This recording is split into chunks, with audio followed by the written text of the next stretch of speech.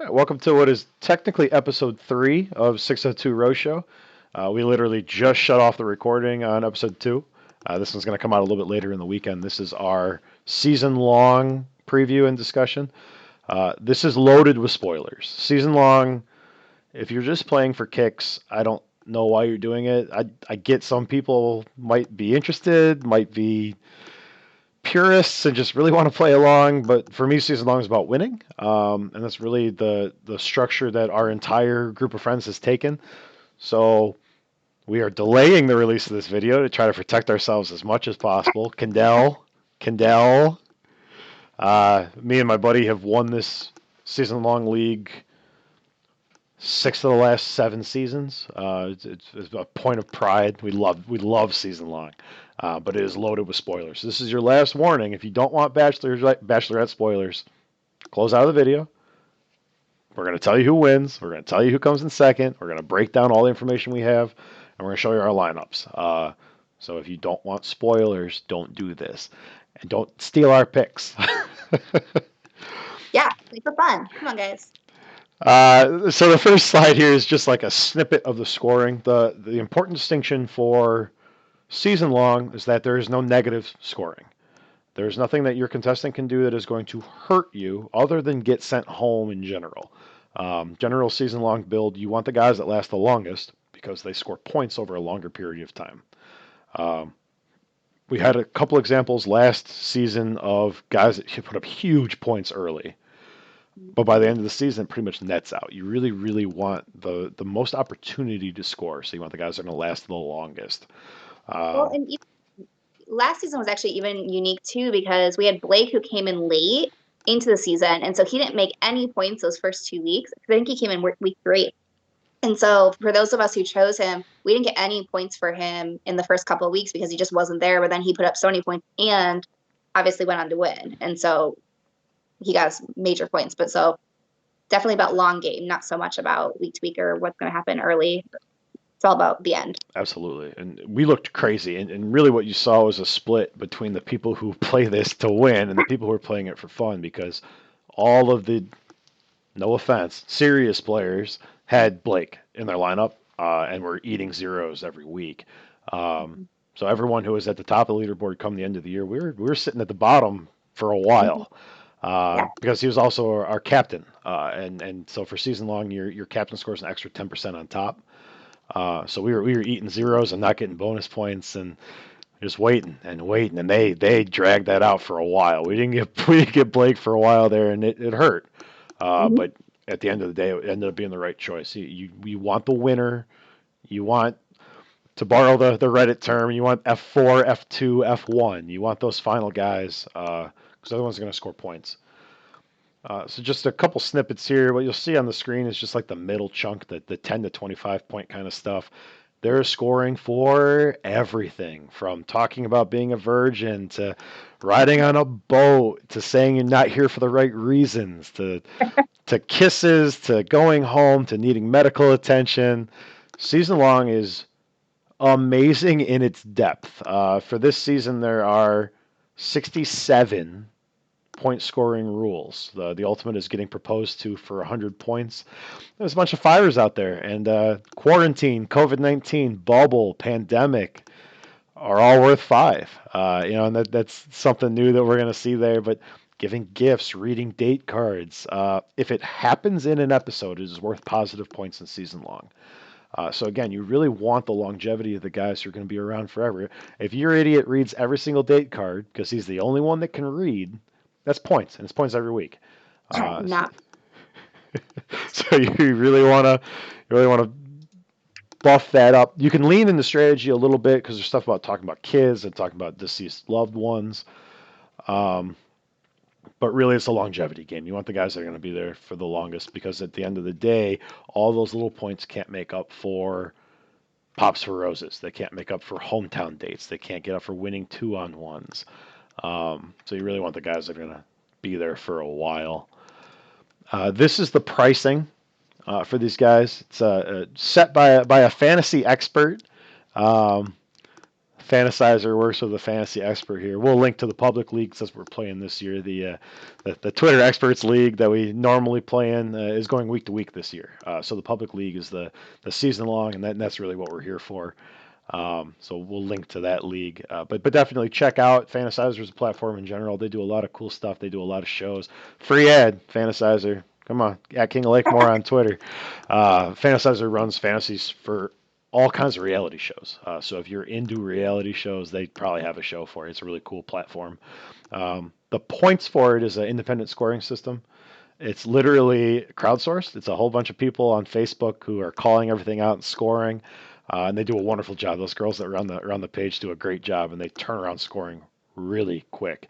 They'll also put notes in there if there's any question about scoring or how they ruled. It's all in there. It's all very transparent, and they do a great job. And that's what this scoring is based off of.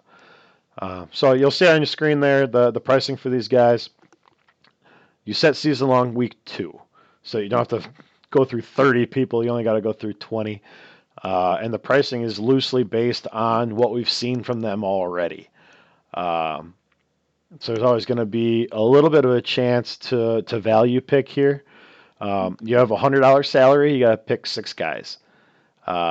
You cannot just pick the top guys. So if all you're doing is going off of who had a great night 1, you're not going to be able to get them all in there. So you need to bring a little bit of analysis to the table. Whether it's in-depth spoiler analysis or not is up to you, but you have to think something. Otherwise, you're going to have 3 guys you really love and 2 guys whose names you can barely remember. So it's really just a setup where it's salary cap. So if you play daily fantasy sports, DraftKings, FanDuel, that kind of thing, it's the same kind of idea. You can't just put all the best players on your team because they don't fit from a cost standpoint. So somewhere you have to take a dip. And really for us, from a fantasy standpoint, the dip is where you can make a ton of cash because if you pick the correct cheap player, it lets you put in all of the high-priced guys and still manage a whole bunch of points. Megan, did you have any angles you wanted to talk about from a strictly pricing standpoint, or anything with the scoring you wanted to touch on? No. So this is only my 3rd time playing or 3rd season playing. And I still hate the price caps because it's so frustrating to me that I can't just choose who I want and I have to like really think about it. But no. So again, you want the longevity, so you're trying to put essentially your best 6-man team together that goes the deepest under the cap. So you're going to have to make cuts somewhere. When I was looking at this list, Megan, one that really jumped out to me as a $10 guy was Will. With a lot of the drama that we've seen in the preview, which obviously whoever came up with the pricing is aware of. I was very surprised to see Will come in so cheap because drama is stuff that is going to score points in season long, and it's all positive points. So that was one that really jumped out to me as a potential value pick. So not for me. So for me, in all the previews I looked at, it seems like the drama with Will involves Peter. It's like Peter and Will going at each other. And I don't see previews where Will sticks around very long. Like it seems like Peter is the one that sticks around out of that drama. And so my feeling is based off of looking at the previews that Will goes home pretty early actually. And then Peter's the one that sticks around. And so Peter has those drama points while also a little bit more longevity. And he gets a one-on-one with her too. Peter, $15. Nice middle of the pack pick there. Nate is the most expensive at 20, which makes sense based on what we saw. First kiss, first rose. Will, Pardeep, Brandon, and Alec are all cheapest at $10. Everyone else kind of falls in between on a spread here. No real surprises. I know one person that if you just came from our weekly show, Jamie at $17 is pretty pricey. It's someone who we have ranted and raved about quite a bit. Megan, are we gonna see Jamie in your lineup? No, you're not. So I cannot find Jamie past like pretty much this week's episode, it looks like, from previews. Like I see him on the one-on-one. or see previews of like that one-on-one date, but then I don't really see him anywhere else. Like he has very little screen time in that preview. And so to me, that suggests that he goes home pretty early. And again, I know we were talking about it offline, but my gut is that he takes himself home. That there's something that comes up that where he removes himself because I can't see Michelle sending him home. So just for everyone getting into fantasy here, again, no negative points in season long. Taking yourself home is devastating in weekly. That is a huge negative. Mhm. Um, because on top of it, if there's scoring where you don't get a rose, you have taken yourself home and you didn't get a rose. That has a lot of potential for negative points. We said it on the top. We're going to give you some spoilers. Jamie doesn't make it to Minnesota, which is where this season pivots at the halfway point. There is absolutely nothing we see footage-wise that shows Jamie in Minnesota. One of the things that the ultra hardcore do, we're not quite that hardcore, but we follow the hardcore.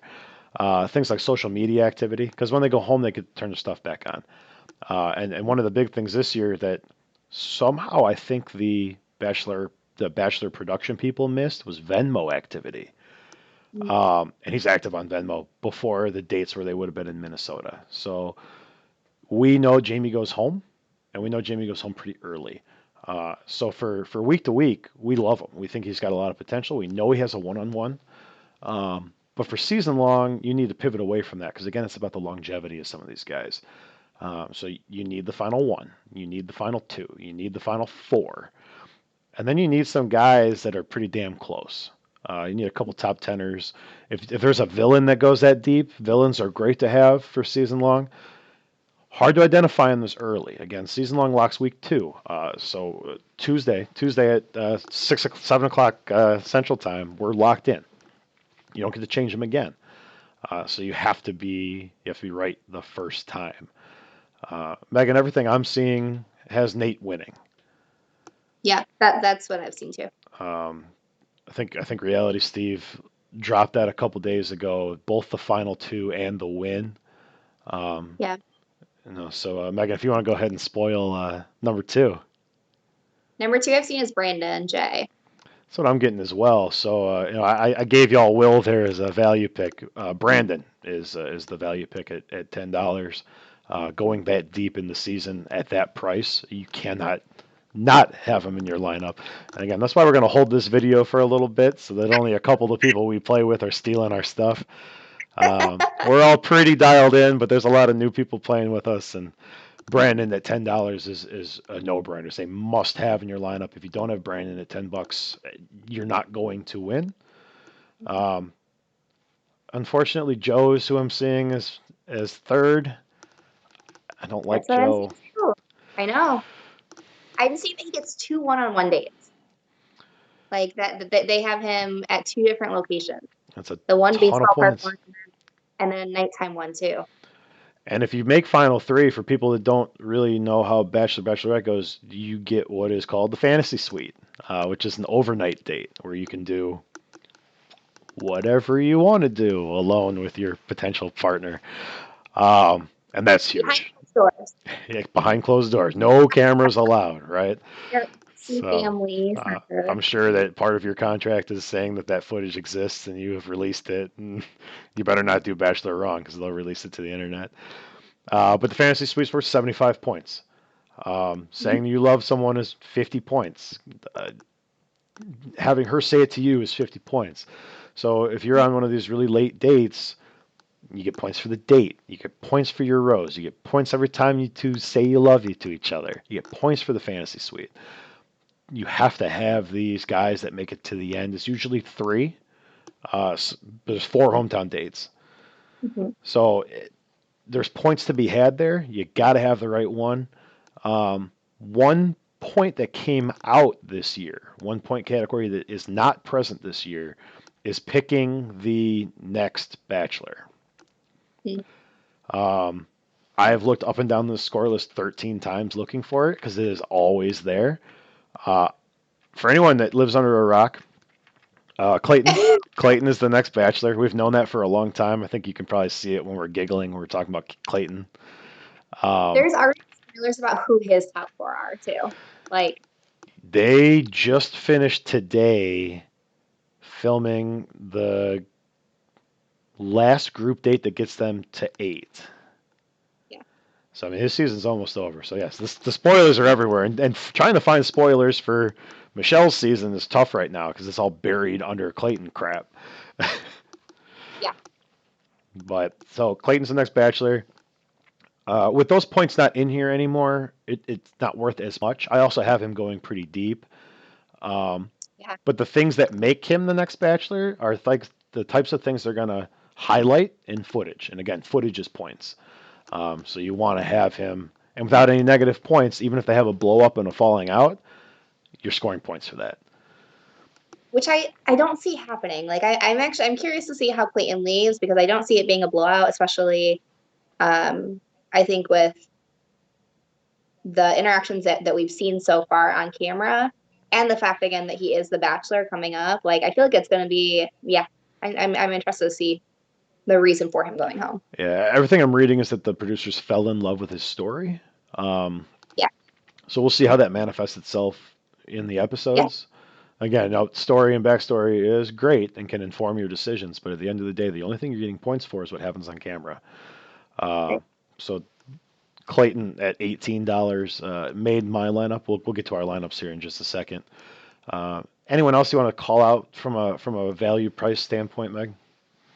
I mean, I think just like in general, and I don't have the points in front of me, but I think for me, and we talked about kind of those highs and those lows, right? I mean, like Nate, Brandon, Joe is the higher ones that you want to have their top three, and then and then Brandon being one of the lower picks, I guess, that you might not know about.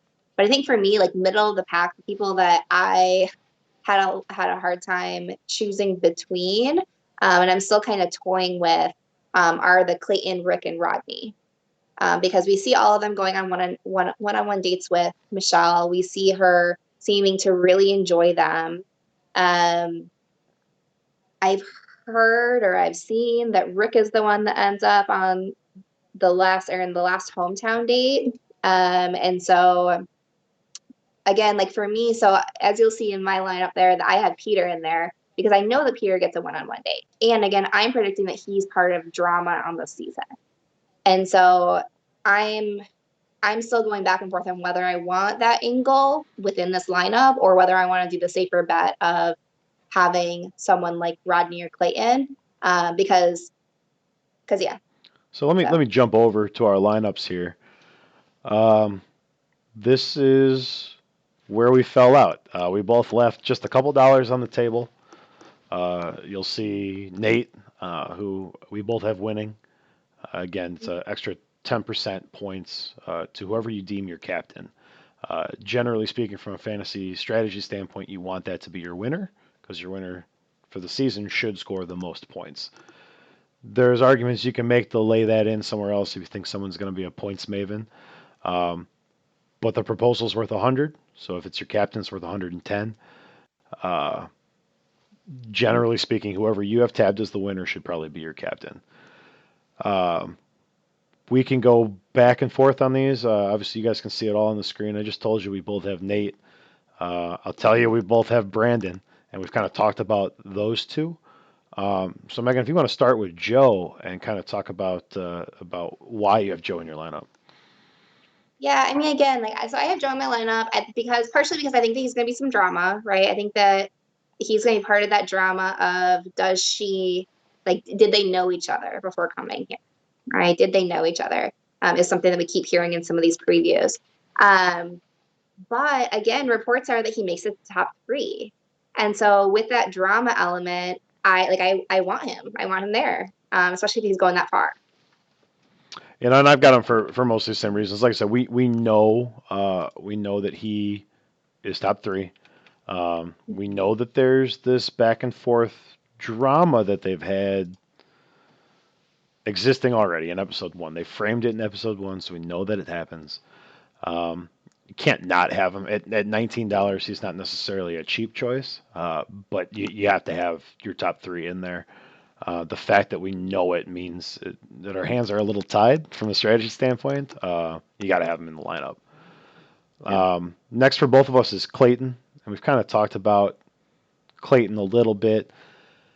There has to be something that the producers see that put him in a position to be the Bachelor. There has to be. Um, we didn't see it night one, and we talked about that in our recap show that we just filmed.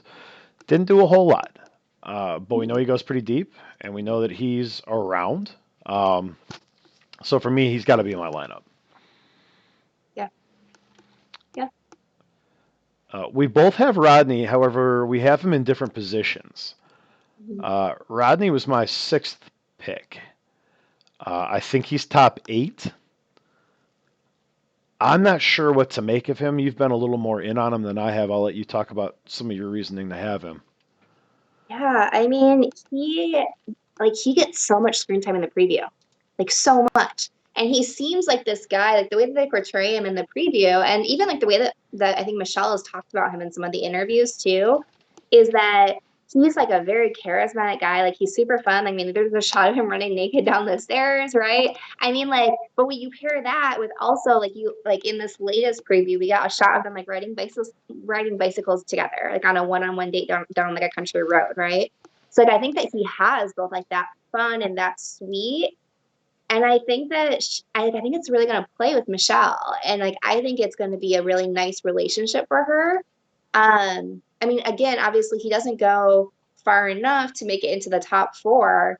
And I'm not sure how far he makes it, but like knowing that he has that one-on-one, knowing that he seems to be this like guy that she is drawn to in a way, I feel like he's at least going to get screen time every episode. Who do you have at number 4, Meg? I don't know.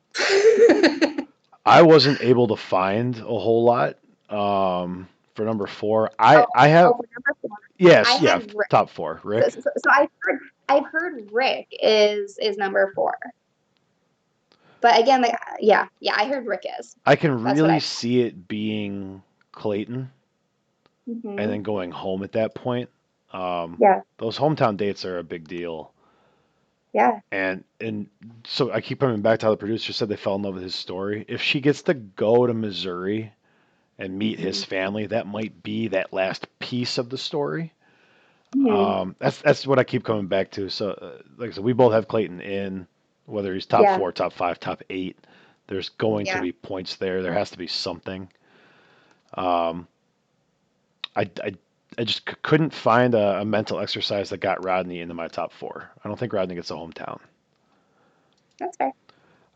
However, on my team. So the last piece that we need here is our sixth. Yeah. So I took Rick, hmm and I talked a whole bunch of shit about Rick, Yeah. but she seems to like him. He's got a ton of footage. hmm Everything that I'm seeing, he gets to Minnesota. He survives a hmm couple dates in Minnesota.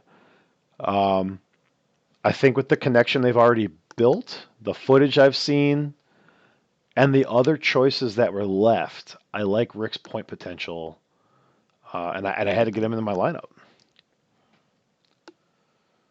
Yeah. Uh, I mean, again, I, I, so yeah. Setting this lineup, I was going back and forth on whether I wanted Rick or Peter so Rick, Rodney, or Peter, um, in like those last 2 slots. And yeah, I mean, I feel torn because I do think that Rick is going to go really far. I think that I have my own want to capitalize on any drama that's there. And again, it seems like such a low drama season so far. At least from the previews, right? It doesn't seem like there's a lot happening. And so it's hard because I don't know if that's really where the points are going to come from this season. Whereas in past seasons, there have been a lot of points from like those more tertiary people that have come from drama, right? And I think this season, whether it's because of Michelle or because of the guys themselves, I think the points are more going to come from the interactions, like the positive interactions that are happening. And so that's why I'm torn. And so I will put the caveat out there that this is not my final lineup. I'm still going back and forth on a couple of these guys, but we'll be looking at new information up until 6:58 on Tuesday when these lineups lock. Uh, because the positioning matters so much. I mean, I'll only speak for me, but I can make an assumption on Megan here too. Like Nate, Joe, Brandon are not coming out of this lineup. If Yes. something else happens information wise, where we know the top four, know the top six, uh, we'll make changes as much as we can with the salary. Um, I'll tell you, winning and tying for a win are not the same thing. So as the people in our group and we make our picks, and more people join, it might get a little more squirrely toward the end there. Instead of taking a flyer on someone we think is like fringe top six, you might take a guy in the top eight that has potential to score a ton of points. Um, and that's kind of what Megan's spoken to here with Peter. There's potential for points from a lot of different areas here. And again, season long, there's no negative points. Everything that happens is plus points, so you don't have to worry about a guy sabotaging you. You need him to go as long as possible. So you're really locked in at the top, and then the rest of it is stylistically you. You get to decide your risk tolerance, and you get to decide your sources. Um, but just know that everyone's out there fishing in the same pond. So unless you find something truly groundbreaking, like say for example, you knew Clayton's brother, and he wouldn't tell you anything about the season at all. Yeah, You that's know, like a super weird example that you bring up. that would be just really frustrating to have just a wonderful resource, but he won't tell you a damn thing about anything. For example, For example, for example. there's no way Nate watches my videos, so hi Nate. Yeah, so that's season long, guys. It's a little bit different from a strategy standpoint from week to week. In that the spoilers are huge for points. So you still need a little bit of that nuance. You still need to lean into trusting your gut and knowing what you know. But at the end of the day, there's a lot of data out there. There is nothing wrong with hosting a league that everyone plays nice in and you agree no spoilers. It's not the public league on Fantasizer. It's not any league that we're in. We're cheaters, for lack of a better term. Um, but it's fun. It's fun to put the lineups out there, and it's fun to compare it week to week. And really, once everyone's lineups are out, we'll compare the locked lineups, and you can see who has a shot at winning and who doesn't, just based on who's in that lineup and the information that we have. So I know we got a lot of new people playing in the 602 Rose Show League this year, which we're just overlaid over the public league. So if you want to play with us, come to Fantasizer. We'll all be in the same lineup. That'll be our official lineups there. If we make changes to these, we will repost. But as you see it on the screen now, my team is Nate, Brandon, Joe, Clayton, Rick, and Rodney. Megan's lineup is Nate, Brandon, Joe, Clayton, Rodney, and Peter. So good luck to you.